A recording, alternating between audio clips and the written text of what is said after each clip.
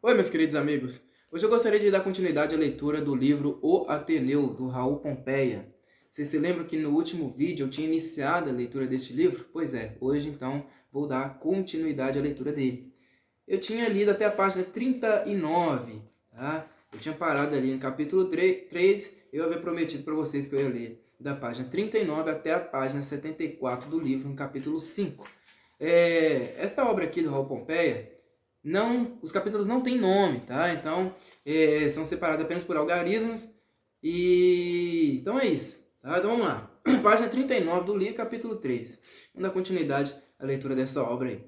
Se em pequeno, movido por um vislumbre de luminosa prudência, enquanto aplicavam-se os outros à peteca, eu me houvesse entregado ao manso labor de fabricar documentos autobiográficos para a oportuna confecção de mais uma infância célebre, certo não registraria, entre os meus episódios de predestinado, o caso banal da natação, de consequências, entretanto, para mim, e origem de dissabores, como jamais encontrei tão amargos. Natação chamava-se o banheiro, construído no terreno das dependências do Ateneu, vasta toalha d'água ao rés da terra, 30 metros sobre 5, com escoamento para o rio comprido, e alimentada por grandes torneiras de chave livre. O fundo, invisível, de ladrilho, oferecia uma inclinação baixando gradualmente de um extremo para o outro. Acusava-se ainda mais esta diferença de profundidade por 2 degraus convenientemente dispostos para que tomassem pé as crianças como os rapazes desenvolvidos. Em certo ponto, a água cobria um homem. Por ocasião dos intensos calores de fevereiro e março e do fim do ano, havia aí 2 banhos por dia, e cada banho era uma festa naquela água gorda, salobra da transpiração, lavada das turmas precedentes, que as dimensões do tanque impediam a devida renovação. Turbulento debate de corpos nus, estreitamente cingidos no calção de malha rajado a cores, enleando-se os rapazes como lampreias, aliás, uns imergindo, reaparecendo outros, olhos injetados, cabelos a escorrer pela cara, vergões na pele de involuntárias unhadas dos companheiros, entre gritos de alegria, gritos de susto, gritos de terror, os menores agrupados no raso, dando-se as mãos em cacho, espavoridos, se algum mais forte chegava. Dos maiores, alguns havia que faziam medo realmente, singrando abraçadas, levando à ombro a resistência d'água, outros se precipitavam cabeça para baixo, volteando os pés no ar como cauda de peixe, prancheando sem ver a quem. E borbulhando entre os nadadores, fartas ondas de ressaca se emborcavam e iam transbordar pelas imediações do banheiro, alagando tudo. Ao longo do tanque corria o muro divisório, além do qual ficava a chácara particular do diretor. À distância, viam-se as janelas de uma parte da casa, onde às vezes eram recolhidos os estudantes enfermos, fechadas sempre a venezianas verdes. Trepada ao muro e meio escondida por uma moita de bambus e ramos de era, vinha Ângela, a canarina, ver os banhos da tarde. Lançava pedrinhas aos rapazes. Os rapazes mandavam-lhe beijos e mergulhavam buscando o seixo. Ângela, torcendo os pulsos, reclinando-se para trás, ria perdidamente um grande riso, desabrochado em corola de flor através dos dentes alvos. Ao primeiro banho, amedrontou-me a desordem movimentada. Procurei o recanto dos menores. Determinava a disciplina a divisão dos banhistas em 3 turmas, conforme as classes de idade. Mas o descuido da fiscalização permitia que as turmas se confundissem e o inspetor de serviço, com a varinha destinada aos retardatários, vigiava afastado, de sorte que ficavam expostos os mais fracos aos abusos dos marmanjos que as espanadas d'água acobertavam. Mal tinha eu entrado, senti que 2 mãos no fundo prendiam-me o tornozelo, o joelho. A um impulso violento caí de costas. A água abafou-me os gritos, cobriu-me a vista. Senti-me arrastado. No desespero de asfixia, pensei morrer. Sem saber nadar, vi-me abandonado em ponto perigoso e bracejava à toa, imerso a desfalecer, enquanto alguém me amparou. Um grande tomou-me ao ombro e me depôs à borda, estendido, vomitando água. Levei algum tempo para me inteirar do que ocorrera. Esfreguei por fim os olhos e verifiquei que o Sanches me tinha salvo. Ia afogar-se, disse ele, amparando minha cabeça enquanto me desempastava os cabelos de cima dos olhos. Meio aturdido ainda, contei-lhe efusivamente o que me haviam feito. Perversos, observou meu colega com pena, e atribuiu a brutalidade a qualquer peste que fugira no atropelo dos nadadores, desvelando-se em solicitudes por tranquilizar-me. Tive depois motivo para crer que o perverso e a peste fora o ele próprio, na intenção de fazer valer um bom serviço. Mas a consequência imediata do fato foi que forcei a repugnância que o Sanches me causava e me fiz todo gratidão para com ele e íntima amizade. Curiosa e acidentada tinha de ser essa minha aventura de apego e confiança. No Ateneu formávamos a 2 para tudo. Para os exercícios ginásticos, para a entrada na capela, no refeitório, nas aulas, para a saudação ao anjo da guarda ao meio-dia, para a distribuição do pão seco depois do canto. por amor da regularidade da organização militar, repartiam-se as 3 centenas de alunos em grupos de 30 sob o direto comando de um decurião ou vigilante.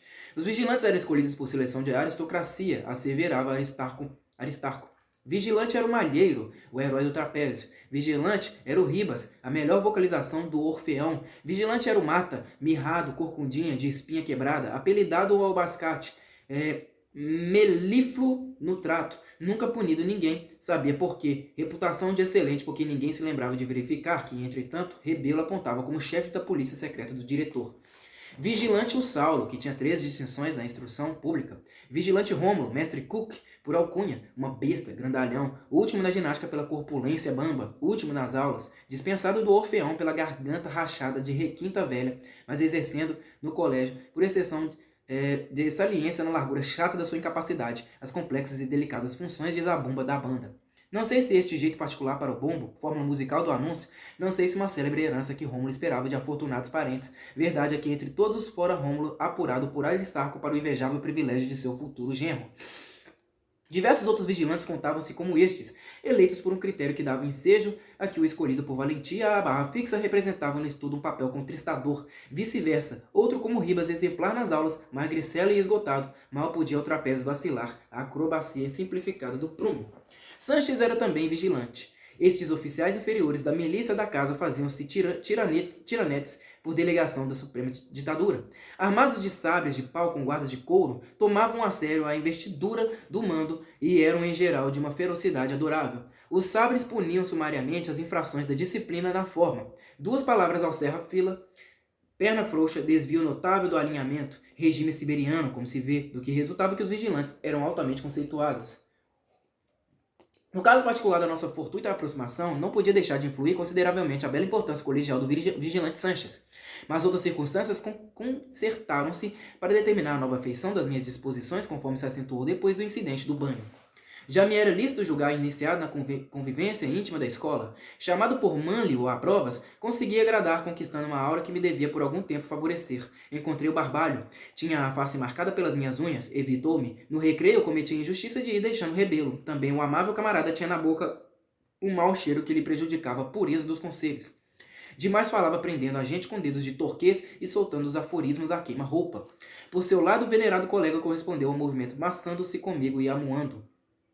Durante as aulas em que nós sentávamos perto do outro, absorvia-se em sua desesperada atenção e era como se estivesse a muitas milhas. Se todavia por imprescindível necessidade tinha de me falar, então dirigi-me a palavra com a habitual afabilidade de jovem cura.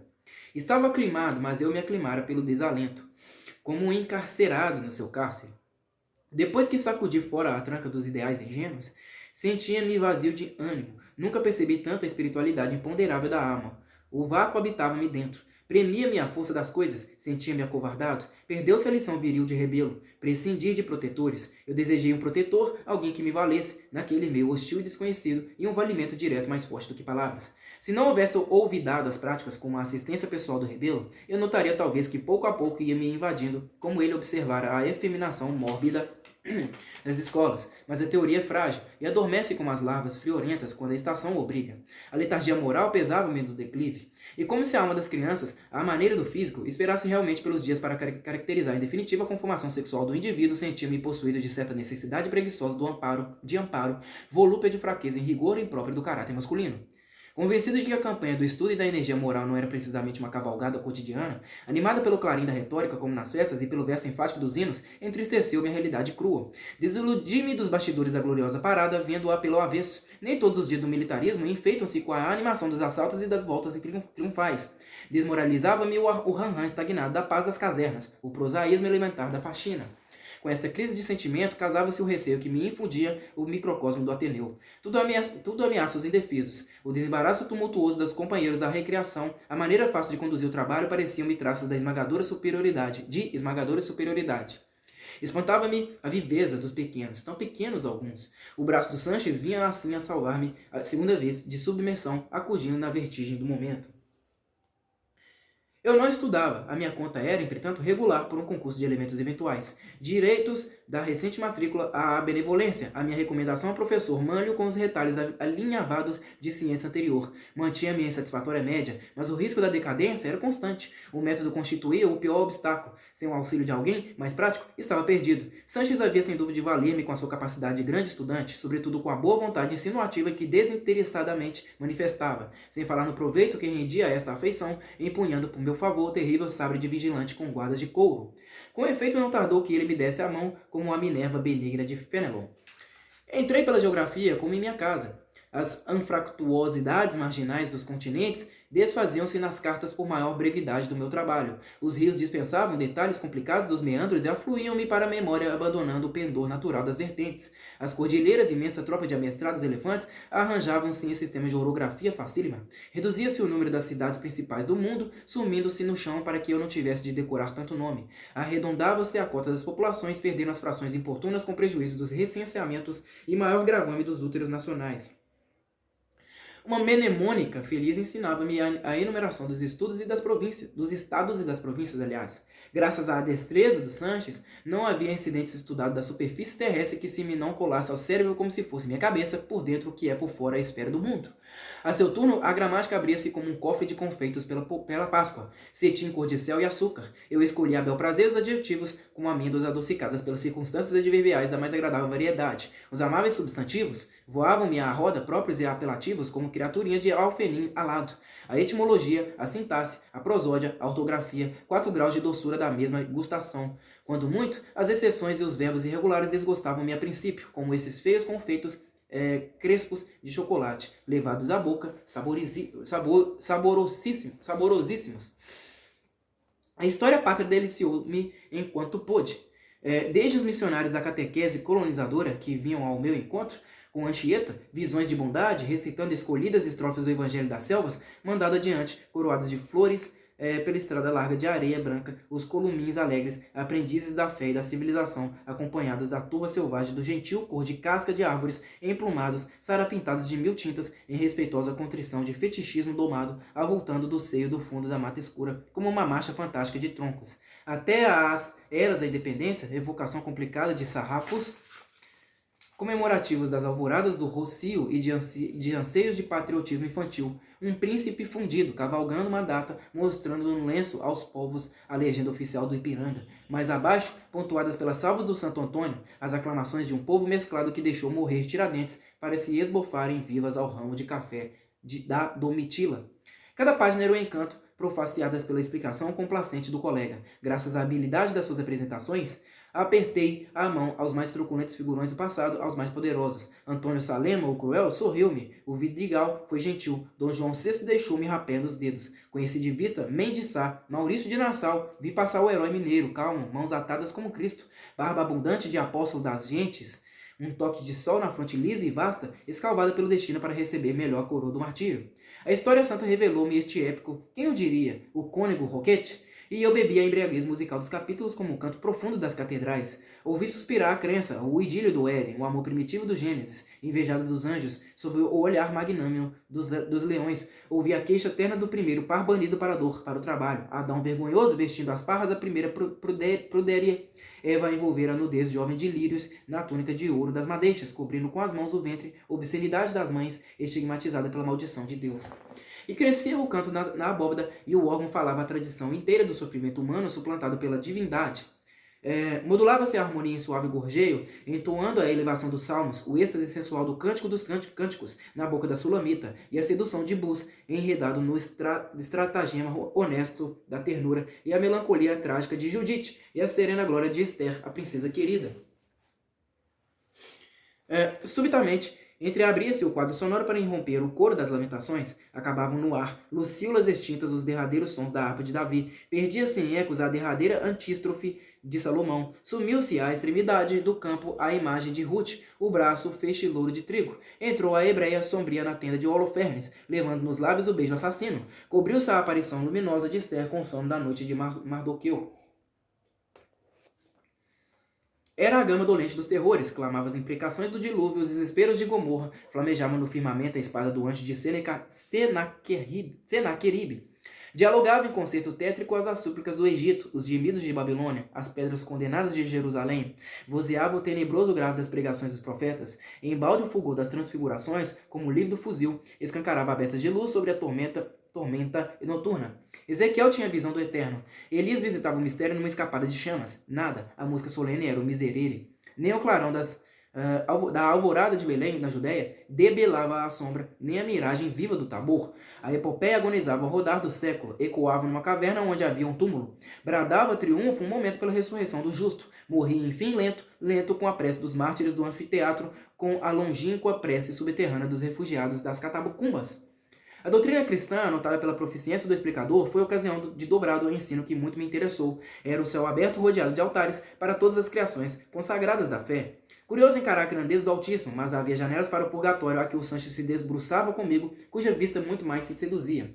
E o preceptor tinha um tempero de unção na voz e no modo, uma sobranceria de diretor espiritual que fala do pecado sem macular a boca. Expunha quase compungido, fincando o olhar no teto, fazendo estalar os dedos no enlevo de abstração religiosa. Expunha demorando, aliás, os incidentes, as mais cabeludas manifestações de Satanás no mundo, nem ao menos dourava os chifres que me não fizessem medo. Pelo contrário, havia como que o capricho de surpreender com as fantasias do mal e da tentação. E segundo o lineamento do Sanches, a cauda do demônio tinha talvez 2 metros mais que na realidade. Insinuou-me, exceto uma vez, que não é tão feio o dito como o pintam.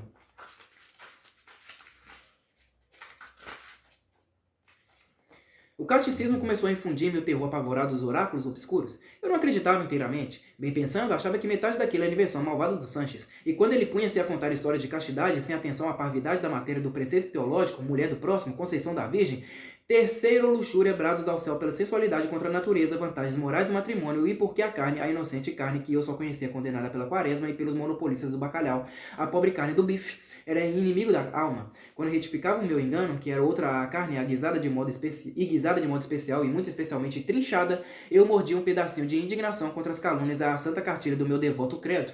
Mas a coisa interessava e eu ia colhendo as informações para julgar por mim oportunamente. Na tabuada e no desenho linear, eu prescindia do colega mais velho. No desenho, porque achava graça em percorrer os caprichosos traços, divertindo-me a geometria miúda como um brinquedo. Na tabuada e no sistema métrico, porque perdera as esperanças de passar de medíocre como ginasta de cálculos e resolvera deixar a Maurílio ou a quem quer que fosse o primado das cifras. Em 2 meses tínhamos vencido por alta a matéria toda do curso, e com este preparo sorria-me o auguro de magnífico futuro quando vejo a fatalidade desandar a roda. Referi que Sanches me provocava uma repugnância de gosma. Depois do caso da natação, o reconhecimento predominou sobre a repulsa, e eu admitia as assiduidades com que, de então por diante, me quis beneficiar o companheiro. Afinal, porém, tornou-me a aparecer o afastamento instintivo que me separava do rapaz. Descrente da fraternidade do colégio, cuja personificação representava meu barbalho, eu temia o alvoroço do recreio. Conservava-me na sala das lições era uma medida de prudência. Conservar-me, aliás, na sala das lições era uma medida de prudência. Esses intervalos regulamentares de descanso, aproveitava-os para me adiantar no curso. Pois bem, durante estes momentos de aplicação excepcional em que ficávamos a sós, eu e o grande definiu-se o fundamento da antipatia pressentida. A franqueza da convivência aumentou dia a dia em progresso imperceptível. Tomávamos lugar no mesmo banco. Sanches foi se aproximando. Encostava-se depois muito a mim, fechava o livro dele e lia no meu, bafejando-me o rosto com uma respiração de cansaço. Para explicar alguma coisa, distanciava-se um pouco. Tomava-me, então, os dedos e amassava-me até doer a mão, como se fosse argila, cravando-me olhares de raiva injustificada. Volvia novamente as expressões de afeto e a leitura prosseguia passando-me ele o braço ao pescoço como um furioso amigo.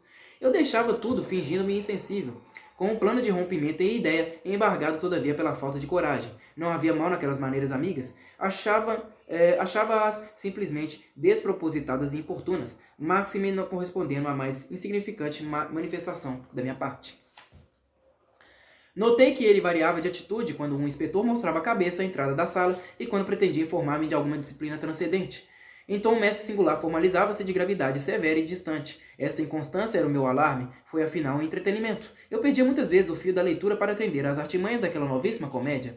Por um dia de muito calor, acabava ele de enunciar como um padre uma página de religião, os diversos atos de contrição, de atrição, de fé, de esperança, de caridade, quando propôs que eu lhes repetisse sentado aos seus joelhos. Achei inútil a comodidade e repeti a lição passeando pela sala. Que diabo! Aquele sujeito queria tratar-me definitivamente como um bebê. Com pouco mais lhe daria o excesso de extremas para me oferecer uma volta de coeiros. Ah, que se ainda me viesse no ânimo a bravura audaz que trouxera de casa. Sem dúvida nenhuma, há muito tempo que eu tinha despachado Sanches com a cartilha pelas ventas. Mas eu era outro, e a vontade vegetava, tenra e dúctil como um renovo. Depois do aniquilamento da primeira decepção, fui transferindo o conflito. Às vezes a minha resistência passiva desapontava o perceptor.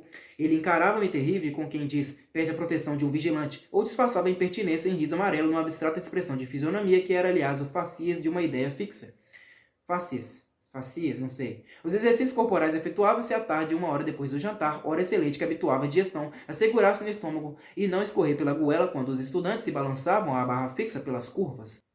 Reconheci o belo campo das manobras quando lá fui pela primeira vez depois da matrícula. Tive saudade das flâmulas sobre o gramal verde, mesmo porém desmontada a alegria de encomenda das festas, era um sítio ameníssimo o campo. Descoberta todo o céu, parecia mais abundante de ar. Eu lá vingava os pulmões da compressão cerrada do regime interno. Fim dos exercícios, partiu o professor Baitailar e guardado por 2 inspetores, o Silvino e o João Numa, ou João Numa e o velho Margal. Venerado o inválido espanhol querido de todos, ou o Margal e o conselheiro, tínhamos os alunos um prazo de recreio até cair a noite. Uma vez ao escurecer, passeando eu calado com o Sanches igualmente, vendo escapar o dia para além das montanhas, percebi que o meu companheiro balbuciava uma pergunta, falou desatento, admirando o crepúsculo com a testa franzida na meia abstração que era seu rito costumeiro. Estávamos a um rodeio da avenida que secundava o gramal, oposto à cancela onde conversavam os inspetores. Os colegas jogavam barra através da grama, ou se divertiam ao Salt de Malton, em pontos afastados. Como não apreendi a pergunta, o Sanches repetiu. Escapou-me involuntário o riso. Abarbava-me a mais rara espécie de pretendente. Eu ria com franqueza, mas abismado. Era de uma extravagância original aquele Sanches. Hoje ele é engenheiro em uma estrada de ferro do sul, um grave engenheiro. Vendo que não nos podíamos entender, meteu entre nós no esplendor da tarde e resolvemos embaraço, concordando ambos num parecer unânime a respeito. Durante os dias que se seguiram, Sanches esteve frio. Tive medo de perdê-lo. Deu-me as lições sem uma só das intragáveis ternuras. Exprimia-se brevemente entre enfesado, e triste. Suspeitei uma revolução de caráter e julguei ter achado o que me convinha, um amigo moderado que me livrasse dos vexames da vida colegial dos pequenos. O caso era outro. Sanches compreendera que a ingenuidade tinha contaminado os zelos do seu ensino. Manobrava então para voltar à carga, entretanto deu-se o cuidado de insistir na preparação edificante. Inventou uma análise dos Lusíadas, livro de exame cuja dificuldade não cessava de encarecer. Guiou-me ao canto nono como a uma rua suspeita. Eu gozava criminosamente o sobressalto dos inesperados. Mentor levou-me por diante das estrofes, rasgando na face nobre do poema perspectivas de bordel e fumegar alfazema. Bárbaro. Havia um traje de modéstia sobre a verdade do vocábulo. Ele rasgava as túnicas de alto a baixo, grosseiramente, fazia do maneio grácil de cada verso uma brutalidade ofensiva. Eu acompanhava-o sem remorso, reputava-me vagamente vítima e me dava a crueldade submisso adormecido na vantagem da passividade. A análise aguilhoava as rimas passavam deixando a lembrança de um requebro impudente, e o ar severo do Sanches imperturbável. Tomava cada período, cada oração, altamente com o ademã sisudo do anatomista. Sujeito, verbo, complementos, orações subordinadas, depois o significado, zás, um corte de escalpelo, e a frase rolava morta, repugnante, desentranhando-se, aliás, em podridões infectas. Iniciou, da mesma forma, um curso pitoresco de dicionário. O dicionário é o universo. Gaba-se de esclarecimentos, mas atordoa, à primeira vista, como a agitação das grandes cidades desconhecidas. Encarcerados nas páginas consideráveis, os nomes seguem estranhamente com a numerosa prole dos derivados, ou sós, petites, maitres, faceiros, os galicismos, vaidosos dandies, os de proveniência biônica. Molestam-nos com a maneira desdenhosa porque os não conhecemos. As significações prolongam-se intérminas, entrecruzam-se em confusa rede topográfica. O inexperiente não conquista um passo na imensa capital das palavras. Sanches estava afeito, penetrou comigo até os últimos albergues da metrópole até a cloaca máxima dos termos chulos. Descarnou-me em caricatura de esqueleto a circunspeção magistral do lexicon, como poluir a elevação parnasiana do poema. Eu me sentia amesquinhado sob o peso das revelações. Causava terror aquela sabedoria de coisas nunca sonhadas. O honrado diretor espiritual percebeu que havia agora um ascendente de domínio que me curvava. Olhava-me então de frente e tinha ousado os risos de malícia. Depois dos dias de reserva, chegou-se de novo com uma segurança de possuidor forte. Eu andava no deplorável desmantelo de energia. Rebelo de vez em quando, acabrunhava-me através dos óculos azuis com um olhar de desprezo ou condolência ainda mais aviltante. Meu pai vinha ver-me todas as semanas, eu mostrava os prêmios de aplicação, conversava de casa. O resto, calava. Sempre desconfiado e receoso dos outros, o meu companheiro era quase exclusivamente Sanches. Sempre juntos eu e ele. Sabia-se no Ateneu que ele era meu explicador. Supunham até que pago. Não causavam estranheza as nossas relações. Contudo, Sanches, como os mal intencionados, fugia dos lugares concorridos. Gostava de vaguear comigo à noite antes da ceia, cruzando 100 vezes o pátio de pouca luz, cingindo-me nervosamente, estreitamente até levantar-me do chão. Eu aturava, imaginando em resignado silêncio o sexo artificial da fraqueza que definira Rebelo. Estimulado pelo abandono que lhe parecia assentimento tácito, Sanches precipitou um desenlace. Por uma tarde de aguaceiro, errávamos, aliás, pelo saguão das bacias, escuro, úmido, recendendo ao cheiro das toalhas mofadas e dos ingredientes dentifrícios. Solidão, favorável e multiplicada pelos obstáculos à vista que ofereciam enormes pilares quadrados em ordem a sustentar o edifício, quando, sem transição, o companheiro chegou-me a boca ao rosto e falou baixinho. Só a voz, o simples som covarde da voz, rastejante, colante, como se fosse cada sílaba uma lesma, horripilou-me, feito o contato de um suplício imundo. Fingi não ter ouvido, mas houve intimamente a explosão de todo o meu asco por semelhante indivíduo e muito calmo. Desviando apenas a vista, pretextei a falta de um lenço que me endefluxara a friagem e fui buscá-lo. Fora da zona magnética que me cativava o bom amigo, consertaram-se os meus instintos sopitados de revolta e Sanches passou a ser um desconhecido. Sacrificava-se de golpe o amigo, o explicador e o vigilante, um rasgo de heroicidade. Ao primeiro encontro depois do rompimento, um homem viu que estava tudo acabado. Andou a rondar-me, temperando o olhar com um brilho de facadas. A ocasião é que não era melhor para o conflito. Conveniências do ensino tinham feito dividir-se em 2 turmas a aula do professor Manlio, e eu fora incluído na sessão confiada ao Sanches como auxiliar idôneo. A consequência foi o que devia ser, maltratado e condenado pelo ajudante, provando mal em razão do sobressalto no exame de verificação a que me sujeitou o professor. Desmoralizado em repreensão solene com grande regozijo do Sanches, jurei vingança. Escandalizaria o mundo com uma vadiação sem exemplo, percorrer a matéria toda em rápida antecipação de estudo. Isto, porém, não bastava. Bastasse, foi o meu lema. E toca desandar. Fiquei abaixo do Barbalho, aliás, fora de classificação decente. Fiquei abaixo do Álvares. Fui o último da aula, resultado razoável para emprego de uma energiazinha que despontava, aliás. Ao mesmo tempo, como os filósofos atribulados, busquei a doce consolação dos astros. Aristarco iniciara um curso noturno de cosmografia. Estrelas era com ele o nobre ensino. Nenhum professor, sob pena de expulsão, abalançava-se a intrometer-se nas 11 varas da camisola de astrólogo.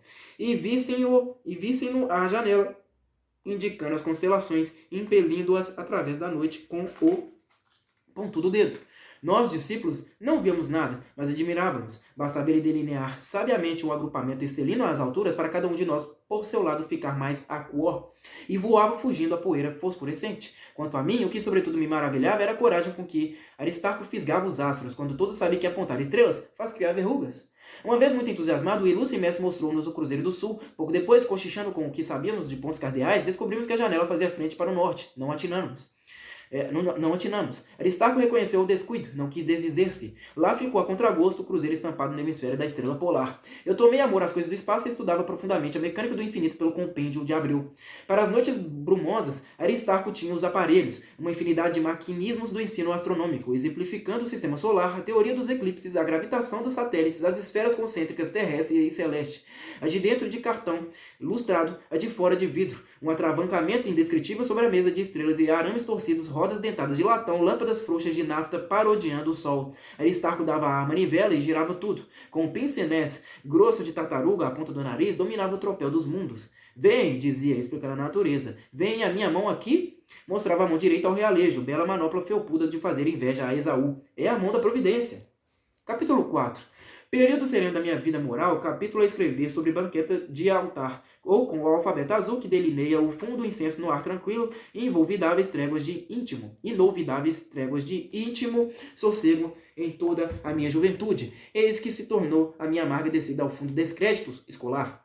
A astronomia, como os céus do Salmo, levou-me à contemplação. O mal na terra, descrito pelo Sanches como a perícia de conhecedor praticante, tomou vulto no seio das minhas cogitações. A incredulidade primeira acabou em meu espírito reconhecendo o descalabro deste vale de lágrimas em que vivemos. Ao tempo que devia consagrar minha reabilitação dos estudos, pus-me a estudar com Inácio de Loyola, talvez na mesma idade, a reabilitação do mundo. Encarnei o pecado na figura de Sanches e carreguei. Nutria talvez no íntimo o ambicioso interesse de um dia reformar os homens com o meu exemplo, aliás, pontifical de virtudes no sólio de Roma. Mas a verdade é que me dediquei conscienciosamente ao santo empenho de merecer essa exaltação, preparando-me com o tempo. Perdido o ideal cenográfico de trabalho e fraternidade, que eu quisera que fosse a escola, tinha que soltar para outras bandas os pombos da imaginação. Viver o seguro era o céu, ficava-me a vendagem da eterna felicidade que se não contava. A cresce que predispunha ao enlevo a tristeza opressa de discípulo mau em que eu jazia, e como aos pequenos esforços que tentava para me reerguer-se, ninguém dava atenção, deixei-me ficar, insensível, resignado, como em desmaio sobre um desmoronamento. Tinha consciência em paz, a consciência que é o espetáculo de Deus, servia-me a crença como colchão brando de malandrice consoladora. Note-se de passagem que apesar dos anseios de bem-aventurança, eu ia mal no catecismo como no resto. A mais terrível das instituições do Ateneu não era a famosa justiça do arbítrio, não era ainda a Cafua, asilo das trevas e do soluço, sanção das culpas enormes. Era o livro das notas. Todas as manhãs, infalivelmente, perante o colégio em peso, congregado para o primeiro almoço, às 8 horas, o diretor aparecia a uma porta com a solenidade tarde das aparições e abriu o memorial das partes. Um livro de lembranças comprido e grosso, capa de couro, rótulo vermelho na capa, ângulos do mesmo sangue. Na véspera, cada professor, na ordem do horário, deixava ali a observação relativa à diligência dos seus discípulos. Era o nosso jornalismo. Do livro aberto como as sombras das caixas encantadas dos contos de maravilha, nascia, surgia, avultava e impunha-se a opinião do Ateneu. Rainha caprichosa e incerta, tiranizava essa opinião sem corretivo como os tribunais supremos. O temível noticiário redigido a saber da justiça suspeita dos professores, muitas vezes despedidos por violentos, ignorantes, odiosos e imorais, erigia-se em censura irremessível de reputações. O julgador podia ser posto fora por uma evidenciação concludente dos seus defeitos, e a difamação estampada era irrevogável. E pior é que lavrava o contágio da convicção, e surpreendia-se cada um consecutivamente de não haver reparado que era mesmo tão ordinário tal discípulo, tal colega, reforçando-se passivamente o conceito até consumasse a obra de vilipêndio, quando, por último, o condenado, sem mais uma sugestão de revolta, achava aquilo justo e baixava a cabeça. A opinião é um adversário infernal que conta com a cumplicidade, enfim, da própria vítima. Com exceção dos privilegiados, os vigilantes, os amigos do peito, os que dormiam à sombra de uma reputação habilmente arranjada por um justo conchavo de trabalho e cativante doçura, havia para todos uma expectativa de terror antes da leitura das notas. O livro era um mistério. À medida que se desenrolava a gazetilha, as ânsias iam serenando. Os vitimados fugiam acabrunhados de vergonha, oprimidos sob o castigo incalculável de 300 carinhas de ironia superior ou compaixão de ultraje. Passavam junto de Aristarco ao sair para a tarefa penal de escrita. O diretor, arrepiando uma das cóleras olímpicas que de um momento para outro sabia fabricar, descarregava com o livro às costas do condenado, agravante de injúria e escárnio à pena de difamação. O desgraçado sumia-se no corredor, cambaleando. Quando a coisa não dava para cóleras, Aristarco limitava-se a sublinhar com uma ponderação qualquer a sentença catedrática, ora uma exclamativa de espanto, ora uma ameaça, ora um insulto vivo e breve, ora um conselho amortalhado ou infúnebre dó. Às vezes enlaçava com 2 dedos o menino pela nuca e o voltava, tremente, aliás, e submisso para o colégio atento, oferecendo-o às bofetadas da opinião. Vejam esta cara. A criança lívida fechava os olhos. Em compensação, não havia expressamente punições corporais. O professor Mânlio, sempre considerando a recomendação, poupou-me longamente ao castigo formidável das partes. Perdeu por fim a paciência e fulminou-me. No dia seguinte ao almoço, amargava eu sem açúcar que me bastasse o resto do café, que nada da expectativa, porque Mânlio tinha me prevenido quando ouvi Aristarco, aliás, alargando pausas dramáticas de comoção, ler, claro, severo. O senhor Sérgio tem degenerado. Eu havia figurado já na gazetilha do Ateneu com algumas notas de louvor. Guardou-se a sensação para a nota má. O diretor olhou-me sombrio. No fundo do silêncio comum do refeitório, cavou-se um silêncio mais fundo, como um poço depois de um abismo. Senti-me devorado por este silêncio e ante, a congregação justiceira dos colegas voltou-se para mim, contra mim. Os vizinhos de lugar à mesa afastaram-se dos 2 lados para que eu melhor fosse visto. De longe da copa chegava um ruído argentino, horrível, de colheres à lavagem. Os tamarineiros no parque ciciavam ao vento. Aristarco foi clemente. Era a primeira vez, perdoou. A pior hipótese do sistema do Pelourinho era quando o estudante ganhava o calo da habitualidade, um assassinato do pudor, como sucedia com o Franco. Dias depois da terrível nota, voltava eu a figurar com outra má, menos filosoficamente redigida, porém agravada de reincidência. Aristarco não perdoou mais. Houve ainda a 3ª, 4ª por diante. Cada uma delas doía-me intensamente. Contudo, não me indignavam. Aquele sofrimento eu o desejava. Na humildade devota da minha disposição atual, chorava à noite, em segredo, no dormitório, mas colhia as lágrimas numa taça como fazem os mártires das estampas bentas e oferecia ao céu em remissão dos meus pobres pecados com as notas más boiando. No recreio andava só e calado como um monge. Depois do Sanches não me aproximava de nenhum colega, senão incidentemente por palavras indispensáveis. Rebelo tentou atrair-me, eu desviava. Sanches rancoroso perseguia-me como um demônio, dizia coisas imundas. Deixa estar, jurava entre os dentes, que ainda hei de tirar-te a vergonha. Na qualidade de vigilante, levava-me brutalmente à espada. Eu tinha as pernas roxas dos golpes, as canelas me incharam. Se Barbalho se lembra de vingar a bofetada, creio que me submetia à letra evangélica. Durante este período de depressão contemplativa, uma coisa apenas magoava-me. Não tinha o ar angélico do Ribas. Não cantava tão bem como ele. Que faria se morresse entre os anjos sem saber cantar? Ribas, 15 anos, era feio, magro e linfático. Boca sem lábios, de velha carpideira, desenhada em angústia. A súplica feita boca, a prece perene rasgada em beiços sobre dentes. O queixo fugia-lhe pelo rosto, infinitamente como uma gota de cera pelo fuste de um círio. Mas quando na capela mãos postas ao peito de joelhos voltava os olhos para o medalhão azul do teto, que sentimento, que doloroso encanto, que piedade, um olhar penetrante, adorador, de enlevo, que subia que furava o céu com a extrema agulha de um templo gótico. E depois cantava as orações com a doçura feminina de uma virgem aos pés de Maria, alto, trêmulo, aéreo, como aquele prodígio celeste de garganteio da freira Virgínia em um romance do conselheiro Bastos. Oh, não ser eu angélico como Ribas? Lembro-me bem de o ver ao banho. Tinha as omoplatas magras para fora, como duas asas. E eu era feliz nesse tempo quando invejava o Ribas. Havia na minha febre religiosa certo número de reservas que pareciam o germe do futuro libertino, como dizem os padres mineiros. Eu não admitia a confissão, não pensava em comunhão, estranhava os exageros do culto público, votava antipatia aos homens de batina. Santa Rosália era a minha devoção. Por que Santa Rosália? Não havia motivo. Era uma pequena imagem em cartão, gravura de aço e aguadas de fino colorido, lembrança que me dera uma prima então morta e eu guardava em memória amável. Era boa, a priminha, mais velha do que eu, 3 anos, carinhosa e maternal comigo. Brincava pouco, velava pelos irmãos, pela ordem da casa, como uma senhora. Tinha os olhos grandes, grandes que pareciam crescer ainda quando fitavam, negros animados de um movimento suave de nuvem sobre céu macio. O semblante claro, branco, puro de marmórea pureza, coando uma transparência de sangue a cada face. Raro falava, desconhecia a agitação, ignorava a impaciência, sabia talvez que ia morrer. Ao vê-la passar, sem rumor, como os espectros femininos do sonhador americano, leve na terra como roçada a veste de um anjo, sentia-se com o aperto de coração que não pertencia ao mundo daquela criança. Buscava errante na vida, buscava apenas o repouso da forma sob a campa, em sítio calmo de muito sol, onde chorassem as rosas pela manhã, e a liberdade etérea do sentimento. Um dia, não sei se do pranto que tinha nos olhos, vi animar-se o rosto à pequenina gravura. Eu pensava na prima, descobri na imagem uma identidade comovente de traços fisionômicos com a pequenina morta. Guardei então como retrato Santa Rosália. Com a evolução de misticismo era natural completar-se a consagração da estampa, canonizada triunfalmente no concílio ecumênico dos meus mais íntimos votos. Era a sala geral do estudo à beira do pátio central, uma peça incomensurável, muito mais extensa do que larga. De uma das extremidades, quem não tivesse extraordinária vista custaria reconhecer outra pessoa na extremidade oposta. A um lado encarreiravam-se 4 ordens de carteiras de pau envernizado e os bancos. À parede em frente perfilavam-se grandes armários de portas numeradas correspondentes a compartimentos fundos, depósito de livros. Livros é o que menos se guardava em muitos compartimentos. O dono pregava um cadeado à portinha e informava o interior à vontade. Uns, os futuros sportmen, criavam ratinhos cuidadosamente desdentados à tesoura que se atrelava a pequenos carros de papelão. Outros, os políticos futuros, criavam camaleões e lagartixas declarando-se-lhes precoce a propensão pelo viver de rastros e pela cambiante das peles. Outros, entomologistas, enchiam de casulos dormentes a estante e vinham espiar a eflorescência das borboletas, os colecionadores. Ladislaus Netos, um dia, fingiam museus mineralógicos, museus botânicos, onde abundavam as delicadas rendas secas de filamentos das folhas descarnadas. Outros davam-se à zoologia e tinham caveiras de passarinhos, ovos vazados, cobras e cachaça. Um destes últimos sofreu uma decepção. Guardava preciosamente o crânio de não sei que fenomenal quadrúpede encontrado em escavações de uma horta, quando verificou-se que era uma carcaça de galinha. Eu tive a ideia de armar em capela o compartimento do meu número. Havia compartimentos enfeitados de cromos e desenhos. O meu seria um bosque de flores, e eu acharia uma lâmpada minúscula para conservar lá dentro acesa. Ao fundo, em dourado, passe e partou, alojaria Santa Rosália, a padroeira.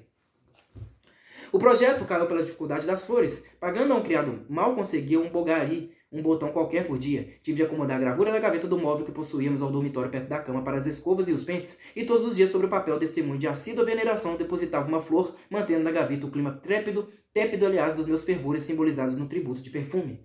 Quando no dia 1º sorriram as rosas místicas de maio, saudei-as enternecido do alto das janelas do salão azul como as mensageiras do amor de Maria. Iam começar os hinos pela manhã no oratório do Ateneu. Abençoados momentos de contrição e ternura em que a disposição venturosa do corpo depois do banho vivia um pouco o recolhimento da poesia cristã no magnífico salão, guardando ainda com os vapores matinais das escarpas as últimas sombras da noite por entre os crespos do estuque. O sol vinha também à capela e colava de fora à fronte as vidraças, brando ainda do despertar recente fresco da toalete da aurora. Com medo de entrar, corado da vergonha de não rezar, pobre astro ateu.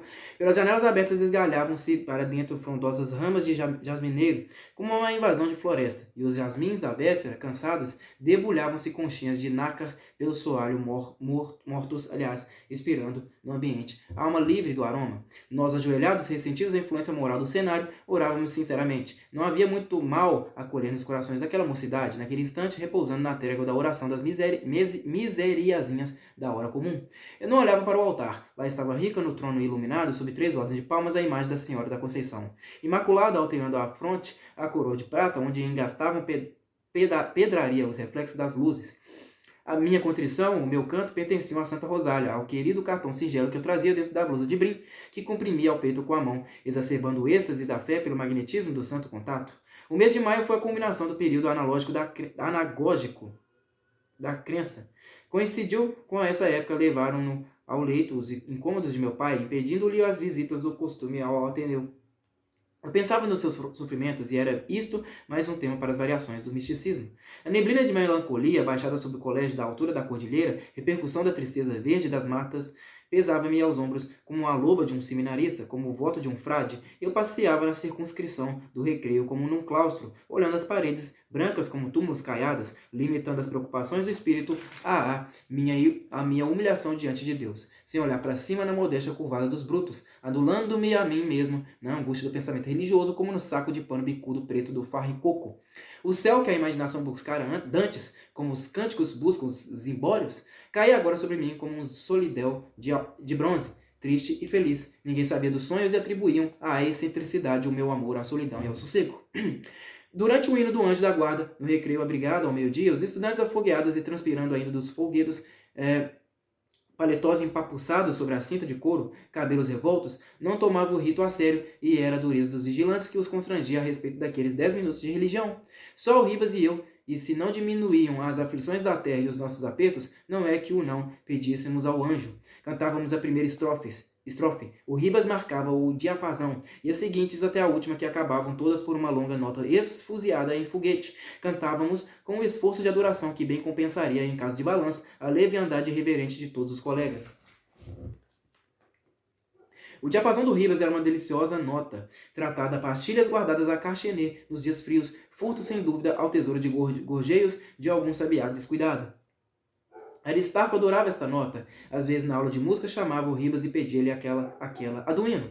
Ribas, candidamente por agradar ao diretor, punha de fora a mimosa nota como uma balinha de parto, cor de âmbar, na ponta da língua. Ao meio-dia era o momento. Ribas volvia os olhos e deixava partir, primeiro que todos, o preciso som. O colégio entoava depois e as vozes iam todas, as nossas, em perseguição da primeira. Baldado esforço, que a do Ribas recolhia-se aos coros celestiais, festejada na cordialidade fraternal dos harmônicos, ao passo que as nossas, desenganadas, voltavam da investida no retrocesso sicário, desmembradas, desengonçadas, espaços abaixo como um bando de garças tontas. À distância, o conjunto podia passar por um cântico.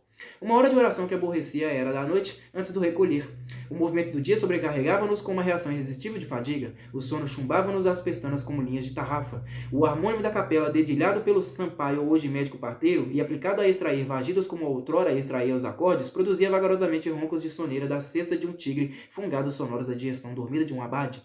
Alguns meninos cantavam cabeceando, desmaiando a voz em vastos bocejos. Nas primeiras linhas, dos pequenos, estavam muitos de olhos fechados, bem longe dos cuidados da prece. Eu gozava o prazer da mortificação, sustendo-me fervoroso durante a reza noturna. Para isso, levava no bolso um punhado de pedrinhas com que formava no soalho um ingênuo flexório despertador, fitando arregaladamente os olhos ardidos de sono na lingueta tiritante do fogo das velas. Aludi várias vezes ao revestimento exterior da divindade com que se apresentava habitualmente Aristarco.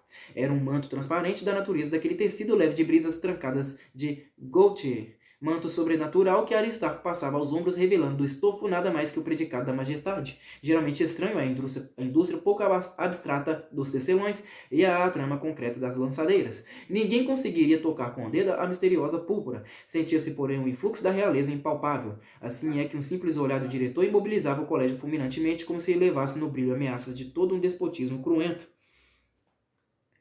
O diretor manobrava este talento de império com a perícia do corredor sobre o pur-sangue sensível. A sala geral do estudo tinha inúmeras portas. Aristarco fazia aparições de súbito a qualquer das portas nos momentos em que menos se podia contar com ele. Levava as aparições às aulas, surpreendendo professores e discípulos por meio deste processo de vigilância de inopinados, mantinha no estabelecimento por toda parte o risco perpétuo do flagrante como uma atmosfera de susto. Fazia mais com isso que a espionagem de todos os B10. Chegava o capricho a ponto de deixar algumas janelas ou portas como voltadas a fechamento para sempre, com o fim único de um belo dia abri-las bruscamente sob qualquer maquinação clandestina da viadagem. Da vadiagem. Sorria então no íntimo do efeito pavoroso das armadilhas e cofiava os majestosos bigodes brancos de marechal pausadamente, como um lambe ou jaguar ao focinho, a pregustação de um repasto de sangue.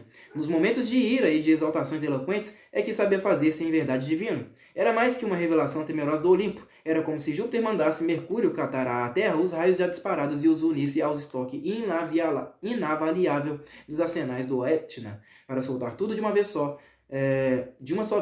tudo de uma só cólera, num só trovão, aniquilando a natureza sob a bombarda onipotente. Mas não somente parodiava ele os furores olímpicos, aquela alma ducto de artista sabia decair até a blandícia, até a lágrima a propósito.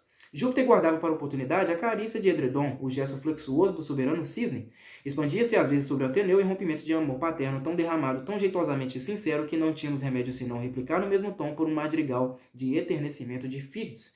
E admirávamos. A hora solene do meio-dia, Aristarco aproveitava para distribuir uma merenda de conselhos depois do canto e antes de outra de fatias, incomparavelmente mais bem recebida. Muitas vezes não eram só conselhos, também reprimendas em massa por culpas coletivas, arrecadações de cigarros ou pequenos processos sumários em que se averiguava a autoria de delitos importantes como encher de papel picado uma sala, cuspir as paredes, molhar a privada, e mesmo muito mais graves como no episódio do Franco que se prende ao período beato das minhas reminiscências. Assistiu o mestre com a atenção do costume à reza cantada fazendo girar nos dedos uma medalha do relógio sobre o colete na abertura do fraque. Ao final, depois de um intervalo preparatório, aperitivo de emoções, tomou a palavra num tom solene de revelação e referiu com toda a grandeza de que era suscetível à hipótese reclamando a indignação vingadora do Ateneu. Franco, no domingo da véspera, aproveitando a largura da vigilância no dia vago, fora vadiar ao jardim, e para tomar água de um poço aí existente, cuja bomba não funcionava em regra, deliberou, imaginem, umedecer a bucha aspiradora com um líquido que Moisés seria capaz de obter no área do deserto sem milagre mesmo e sem Horebe. Agora considere que o referido poço fornecia água para a lavagem dos pratos. Um murmúrio de horror elevou-se das alas de estudantes. Adianta-te, Franco, mandou Aristarco. Com a insensibilidade pétrea que o encouraçava para as humilhações, saiu Franco do lugar e de cabeça baixa. Como um cão, foi parar no centro da sala. Ali esteve por alguns segundos exposto no meio do enorme quadrado de alunos. Os olhares caíam-lhe em cima como os projéteis de um fuzilamento. O que mais indignava era pensar que se havia comido em pratos lavados depois da profanação irremediável da linfa. Passado este efeito com que contava para a punição moral, o diretor concluiu o libelo. Ficássemos tranquilos, estavam puros os lábios. Franco tinha sido surpreendido por um copeiro que o prendera e fora a bomba incontinente declarada interdita. Muita gente duvidou da oportunidade da interdição. Limpavam com asco a língua no lenço e esfregavam a boca até esfolar. O porco, bramia Aristarco, o grandíssimo porco, repetia como um deus fora de si. Em redor, todos apoiavam a energia da corrigenda. Resolveu-se, porém, deixar com vida o criminoso. Aristarco marcou apenas 10 páginas de castigo escrito à noite e passado de joelhos às horas de recreio a começar da presente. Formulado o veredicto, Franco caiu de rótulas no soalho com estampido, como se repentinamente se lhe houvesse estalado às pernas uma mola. Aí não, aqui, tratante, gritou o diretor indicando a porta do salão. Cantava sua oração do meio-dia, como sabem na casa das recreações em dia de chuva, que alargava 3 boas portas para o pátio central. Aristarco estava perto da do meio. De olhos neste ponto, Franco ao pelourinho, diante das chufas dos maus e da alegria livre de todos. Como esta porta era caminho dos rapazes até as bandejas onde se elevavam as pilhas sedutoras da merenda, ficava ainda o condenado com um reforçozinho de pena. Passando por ele, os mais enfurecidos deram empurrões, beliscaram-lhe os braços e injuriaram-no. Franco respondia a meia voz por uma palavrinha porca repetida rapidamente e cuspia-lhes, sujando a todos com o arremesso dos únicos recursos da sua posição. Até que um grande mais estouvado fê-lo cair contra o portal, ferindo a cabeça. A este, Franco não respondeu, pôs-se a chorar. Os inspetores fiscalizavam o serviço do pão, prevenindo espertezas inconvenientes. Escaparam-lhes os maus tratos. As desventuras do pobre rapaz e as minhas próprias haviam-me levado para o Franco. Eu me constituíra para ele um quase amigo. Franco era silencioso, como arreceado de todos, tristonho de uma melancolia aparente da imbecilidade. Tinha acessos resfriados de raiva, queixas que não sabia formular. Os livros, causa primeira de seus desgostos, faziam-lhe horror. A necessidade de escrever por castigo promovera nele a habilidade dos galés. Adquiriram um desembaraço pasmoso na faina de encher de garranchos páginas e páginas. Esta interminável escrita fizera-lhe calos ao canto das unhas. Meus dedos perderam o brilho, dizia ele nos momentos de amargo humor, em que improvisava sarcasmos contra si mesmo. A princípio fugia de mim, resmungando coisas indecifráveis. Ai, meu Deus, tá cheio de mosquito aqui. Depois aceitou-me, mas não excediam as suas confidências, confidências está sem acento, o restritíssimo limite de uns grunhidos de aversão, histórias de desastres pândegos que sabia ingênuas observações a respeito de assuntos infantis, referências de ódio aos superiores. Uma vez recebeu carta da província, uma das poucas que lhe chegavam por ano. Depois da leitura percebi que tinha lágrimas nos olhos. O pranto era-lhe um acontecimento da fisionomia, invariavelmente de uma pasmaceira de máscara de arame. Interessei-me por aquele sofrimento. Ele deu-me a carta a ler. O pai do Franco era um pobre desembargador desterrado nos confins de Mato Grosso, com 8 filhos. Uma carta dolorosa, fora entregue diretamente pelo caixeiro do correspondente, escapando à curiosidade do diretor, que gostava de espiar a correspondência dos alunos. Falava em vir à corte no fim do ano com todos os sacrifícios, falava em encontrar o filho bom, menino, educado, estudioso. Contava depois, entre exclamações consternadas, que uma filha mais velha desaparecera do colégio onde estava em companhia de um professor de piano, homem casado, sendo encontrada 3 ou 4 dias depois ao abandono. Em vão tinham feito perguntas à infeliz no interesse da punição do culpado, sepultara-se a mocinha num mutismo desolador, como se houvesse perdido a voz, recusando alimento, não tirando do chão os olhos desvairados, escravos da contemplação demente da vergonha. Como tem descido, Sérgio lastimava os inspetores palestrando a ordem do dia com o diretor. É um íntimo do Franco. Ainda que isso não fosse rigorosamente exato, não foi surpresa para mim ver o excomungado convidar-me para uma extraordinária empresa à noite. Vingar-me da corja, murmurava, garejando um riso incompleto e azedo. Isto à tardinha depois da ginástica no meio-dia do processo da bomba. Conseguiram no lusco-fusco escapar à sala onde o haviam encerrado para a tarefa das páginas, e juntos eu e ele, porque eu lhe aceitara o convite com uma facilidade que ainda hoje não compreendo, galgamos um canto de muro que havia no pátio e saltamos para o jardim florestal. Embaixo das árvores era já noite espessa. Demos uma volta no escuro acompanhando a curva de uma alameda. O Franco ia adiante calado, andando leve e rápido como uma sombra no ar. Eu seguia irresistivelmente como sonhando num sonho de curiosidade e de espanto. Que ia fazer o Franco? Aonde ia ele? Chegamos ao capinzal, de cujos lados extremos ficava a natação. Logo ao portão de ingresso nesse terreno havia um depósito de lixo, onde os jardineiros acumulavam as varreduras da chácara, nagrejando putrefatas, virando estrume ao tempo. Franco deteve-se junto ao monturo, sempre em silêncio e ativamente, como para não perder aquele raro estímulo de vontade que o impelia, foi examinando o lixo com o pé. A um canto, entre tocos de bambu, tiniram garrafas. Franco abaixou-se e, com minha ação mecânica, sem se voltar, apanhou uma garrafa, outra e outra. Foi me dando, sobraçou ainda outras e prosseguimos o Franco adiante, leve e rápido, sempre no seu andar de sombra, como suspense difuso na névoa quase lúcida do campo aberto. Atravessamos o capinzal, quase sumidos entre as altas bandas de capim da Angola, cuja escura vastidão se constelava de vagalumes e vibrava da grita intensa dos grilos e do clamor dos sapos.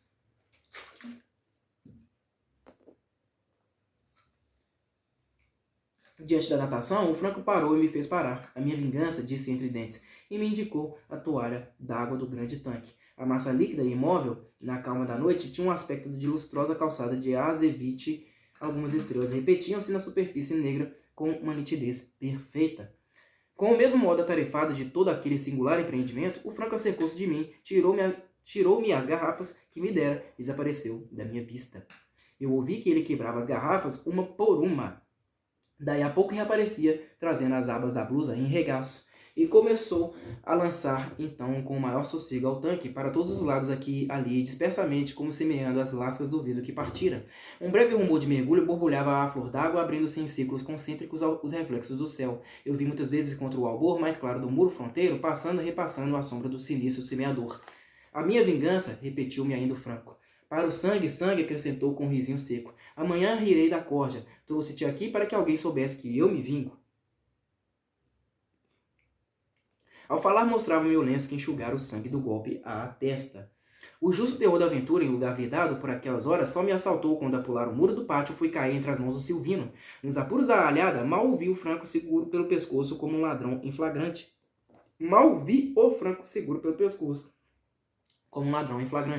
Em presença do diretor no escritório inquisitorial, improvisei uma mentira. Fôramos colher sapotis, afirmei explicando a tremenda arguição, a estranheza da surtida. O diretor marcou a pena de 8 páginas. Franco, que andava com um déficit de 20 pelo menos, teve de acrescentar mais estas ao passivo insolvável. Pela vergonha da tentativa de furto e no sistema dos castigos morais, adicionou-se a observação suplementar. Passaríamos os delinquentes no outro dia, às horas do almoço e do jantar, ao refeitório de pé, carregando em cada mão quantos sapotis coubessem. Todo o requinte de punição não me deu cuidado. Pelo contrário, estava nas condições do meu programa de pequeno mártir ad majorem gloriam. Ao deixar o escritório, outra coisa preocupava-me. Ardia de remorsos, tinha cacos de garrafa na consciência, a armadilha sanguinária de Franco obsedava-me como um delito meu. Depois das horas do serão de estudo, quando se retiravam os estudantes para os dormitórios, fiquei com o Franco a trabalhar. Tive que suspender, ao fim de 4 páginas. Devorava-me o remorso como uma febre. Aterrava-me a ideia do banho de na manhã seguinte. Os rapazes atirando-se a vingança pérfida, a água toldada de rubro. Impossível fazer mais uma linha. Deixei o companheiro e fugi para o salão dos médios. A excitação retrocedeu. Eu rolava na cama sob um tormento de lascas cortantes. Que fazer? Denunciar o Franco de madrugada? Correr às escuras e abrir o escoadouro ao tanque? Prevenir aos colegas pedindo que espalhassem? A controvérsia avultava-me no crânio como uma inchação de meninges. Dar-se-ia caso que Franco, possuído de arrependimento, fosse apresentar cedinho aos inspetores a delação do próprio feito? Cheguei a tentar o engodo da consciência com a ponderação de que talvez não saltasse aos tanques muitos de uma vez e o primeiro ferido salvaria os outros, mas a febre vencia com a perspectiva do sangue. 10, 20, 30 rapazes à borda gemendo e extraindo dificilmente da carne as lascas encravadas, e eu, cúmplice que o permitira, e maior culpado que me não cegava a razão em suma de justa desforra. Ergui-me da cama e descalço nas tábuas frias para ver se me acalmava o mal-estar. Errei pelos salões adormecidos. Os colegas tranquilos na linha dos leitos afundavam a face nas almofadas, palejante de anemia de um repouso sem sonhos. Alguns afetavam um esboço comovedor de sorriso ao lábio. Alguns a expressão desanimada dos falecidos, boca entreaberta, pálpebras entrecerradas, mostrando dentro a ternura embaciada da morte. De espaço a espaço, os lençóis alvos ondeavam do alto mais forte do peito, aliviando-se depois por um desses longos suspiros da adolescência, gerados no dormir da vigília inconsciente do coração. Os menores mais crianças conservavam uma das mãos ao peito, outra a pender da cama, guardando no abandono do descanso uma atitude ideal de voo. Os mais velhos, contorcidos no espasmo de aspirações precoces, vergavam a cabeça e envolviam o travesseiro num enlace de carícias. O ar de fora chegava pelas janelas abertas, fresco temperado da exalação noturna das árvores. Ouvia-se o grito compassado de um sapo, martelando segundos as horas, a pancadas de tanoeiro, outros e outros mais longe. O gás, frouxamente, nas arandelas de vidro fosco, bracejando dos balões de asa de mosca, dispersava-se igual sobre as camas, doçura dispersa de um olhar de mãe. Que venturosa segurança naquele museu de sono. E amanhã, pobres colegas, o banho à volta, pés ensanguentados listrando de vestígios vermelhos do caminho. Voltei ao meu salão, tirei da gaveta a imagem de Santa Rosália, beijei-a com lágrimas, pedi conselho como um filho. A inquietação não passava. Atravessei ainda os dormitórios devagarinho que me não ouvisse o Margal. Acomodado num biombo a um dos ângulos do salão azul, uma crepitação dos ossos do tornozelo esteve a ponto de me comprometer. Dentro do biombo tossiram, parei um momento, curou-se a tosse, prossegui. Desci ao primeiro andar do edifício, entrei na capela. A capela em trevas, de um negrume absoluto de merinó preto. A escuridão dava-lhe uma amplitude de subterrâneo, misteriosamente sentido no espaço. Não tive medo. Fui até ao altar, tropecei no estrado, ajoelhei-me no chão e descansei a testa nos braços a um dos ângulos do estrado do oratório. Rezei. Na qualidade de mau estudante, não sabia até ao fim nenhuma oração. Rogava por minha conta, improvisando súplicas veementes e angustiosas que deviam forçar a ombro a porta de São Pedro. Implorava de Deus diretamente, sem o intermédio empenho da minha padroeira, até que, não posso dizer como, adormeci. Uma palmada acordou-me, era dia. Ergui-me vexado de camisola, diante do margal e de uma porção de colegas que miravam. É sonâmbulo, explicavam. Essa saída dispensava-me de dizer a que fora ali. Encampei a explicação concordando. Que horas são? Perguntei. 6 horas, responderam. Chegamos agora mesmo do banho. Tinha os cabelos empastados sobre os olhos. E os cacos? Gritei espavorito. Examinei os pés dos companheiros. Nas chinelas com que desciam ao banho não via sangue. Esclarecia-se. Houvera ordem de banhos de chuva no competente banheiro alojado em um dos cômodos baixos do Ateneu, pelo motivo de ter servido 6 vezes a água da natação. Graças ao Senhor, vinha-me do céu esta solução de águas sujas alcançada pela minha prece. Dilatou-se-me a alma em ditoso alívio. A minha interjeição explosiva de cacos, os colegas supuseram tontura de sono, não assim um inspetor que me chamou a indagar. Nova mentira, durante a escapada dos sapotis, uma garrafa que a me remessei de mau jeito fizera sem cacos contra o muro sobre o tanque, providenciou-se. O criado encarregado de varrer o tanque com o zelo da domesticidade chamou atenção para o número dos fragmentos.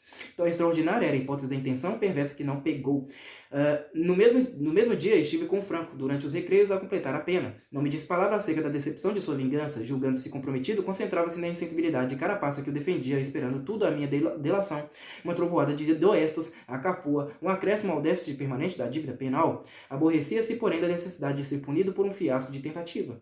Quanto ao requinte da exposição do refeitório, mãos cheias de sapotis, não houve meio de obrigar-me, Aristarco. Concordar em ficar de pé não era pouco. Franco naturalmente submeteu-se e lá esteve, braços abertos a fazer de fruteira no interesse do sistema das punições morais, tanto melhor para o sistema.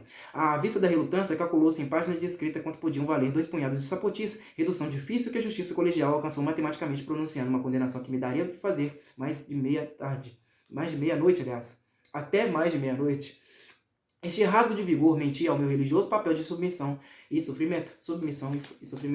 Foi o repentino prenúncio de próxima reforma no interior espiritual. E como as evoluções da vontade sabem extrair de qualquer fato a hermenêutica do determinismo, deu-se imediatamente uma ocorrência que ponderou muito na transformação. De noite, novamente ao lado do Franco, a fadigar-me na tarefa das páginas, tive que ficar até tarde numa das salas do primeiro andar. Pelas 10h30, o diretor, antes de sair para casa, veio ver-nos. Ainda escrevem estes peraltas? Disse-nos de enorme altura. A guisa de boas noites ele desapareceu, confiando-nos ao amável João Numa, bácoro inspetor das salas de cima. Na sua qualidade de gorducho, o João não era diligente. Apenas viu partir Aristarco, trancou a última porta do Ateneu e foi dormir. Acabrunhado pela noitada anterior, estava eu de sono que mal podia erguer a cabeça. De uma vez que cedi ao cansaço, fui despertado por sentir que me alisavam a mão. Adormecera sobre o braço direito contra a carteira, pousando o rosto na tinta do castigo, deixando cair o braço esquerdo para o banco. Um instante depois estava fora da sala, de um pulo, como se tivesse reconhecido em sonhos que o Franco era um monstro. Ao dia imediato saí da cama como de uma metamorfose. Imaginei, generalizando errado, que a contemplação era um mal, que o misticismo andava traidoramente a degradar-me. A convivência fácil com Franco era a prova. O Ateneu honrava-me por esse tempo com um conceito que só depois avaliei. Eu não me julgava assim tão apeado, mas supus-me diretamente a caminho de um mergulho. Se a alma tivesse cabelos, eu registraria neste ponto um fenômeno de horripilação moral. Fiquei perplexo. O triunfo na escola podia ser o Sanches. Em compensação, a humildade vencida era o Franco. Entre os dois extremos repugnantes, revelam-se-me 3 amostras típicas à linha do bem viver. Rebelo, um ancião. Ribas, um angélico. Mata ou corcunda, um polícia secreta. Para angélico, decididamente não tinha jeito. Estava provado, nem omoplatas magras. Para ancião, não tinha idade, nem óculos azuis, nem mau hálito. Para ser o mata, faltava-me o justo caráter e a corcova. Onde estava o dever? Na cartilha? Na opinião de Aristarco? Na misantropia senil dos óculos azuis? Salteou-me nisto às avessas o relâmpago de Damasco, independência. Bom, pessoal, vou parar por aqui, tá? Na próxima leitura eu vou iniciar capítulo 5 do livro, página 74. Eu vou tentar ler até a página... Deixa eu dar uma olhada aqui, só. Acho que é até a página 104 do livro, não é isso? Puxa vida, eu vou ter que dar uma adiantada boa, hein? Isso mesmo, página 104 do livro. É isso daí. Espero que vocês tenham gostado da minha leitura até aqui. Quem não é inscrito, se inscreva no canal, tá? Deixa aí o like pra mim, que é muito importante. Deixa um like nesse vídeo aí, para aumentar a relevância desse canal, esse conteúdo aqui, que cá entre nós é muito bom, tá? Então é isso daí, muito obrigado a todos vocês, até a próxima e falou!